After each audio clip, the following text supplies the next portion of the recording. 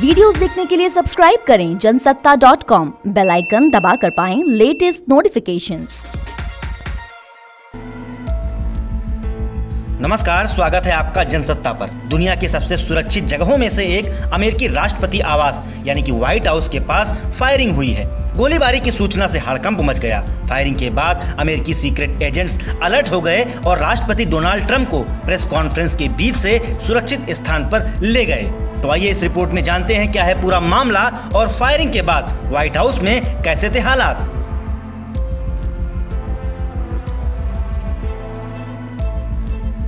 दरअसल जिस वक्त यह घटना हुई, अमेरिकी राष्ट्रपति व्हाइट हाउस में एक प्रेस कॉन्फ्रेंस को संबोधित कर रहे थे। तभी अचानक फायरिंग की आवाज सुनाई पड़ती है और ट्रंप की सुरक्षा में तैनात अमेरिकी सीक्रेट एजेंट्स अलर्ट हो जाते हैं। इसके बाद सीक्रेट सर्विस के अधिकारी उन्हें पोडियम से उतरने के लिए कहते हैं और बीच में ही प्रेस कॉन्फ्रेंस को रोककर राष्ट्रपति ट्रंप को वहां से लेकर चले जाते हैं।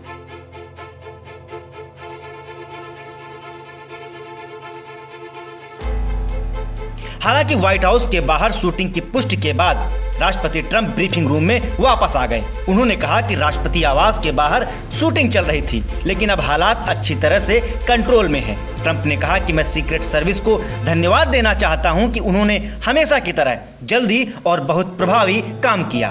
उन्होंने यह भी कहा कि व्हाइट हाउस परिसर में हुई घटना से हैरानी हुई, लेकिन उन्हें यह नहीं लगता कि उनके सेफ्टी प्रोटोकॉल में किसी तरह की सेंध लगी।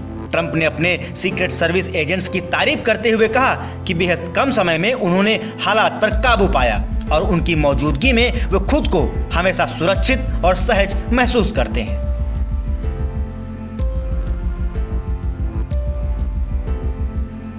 उधर इस घटना पर सीक्रेट सर्विस एजेंसी की ओर से ट्वीट करके पुष्टि की गई है कि एक युवक को सीक्रेट एजेंट के साथ 17 स्ट्रीट और पेंसिल्वेनिया एवेन्यू में व्हाइट हाउस के एक ब्लॉक में गोलीबारी की घटना के बाद अस्पताल ले जाया गया है। सीक्रेट सर्विस ने ट्विटर पर बाद में कहा कि शूटिंग की जांच चल रही है। घटना के बाद एक व्यक्ति और सीक्रेट सर्विस के अधिकारी को अस्पताल पहुंचाया गया है। प्रशासन के एक वरिष्ठ अधिकारी ने कहा कि व्हाइट हाउस के पास एक शूटर एक्टिव था और अब वह हमारी हिरासत में है।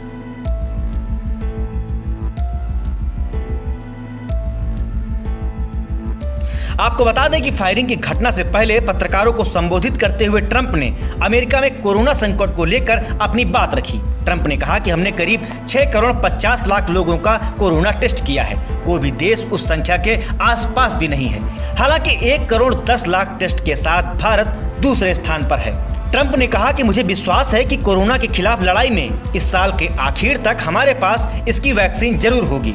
इस दौरान ट्रंप ने चीन पर भी निशाना साधा और कहा कि चीन ने जो किया उसकी वजह से हम उससे बेहद नाराज हैं। फिलहाल व्हाइट हाउस के पास फायरिंग से ट्रंप को किसी तरह का कोई नुकसान नहीं हुआ है, लेकिन इस घटना ने एक समय सबको हैरत में जरूर डाल दिया। इस रिपोर्ट में इतना ही। देश दुनिया से जुड़ी हर खबर के लिए आप बने रहिए जनसत्ता के साथ।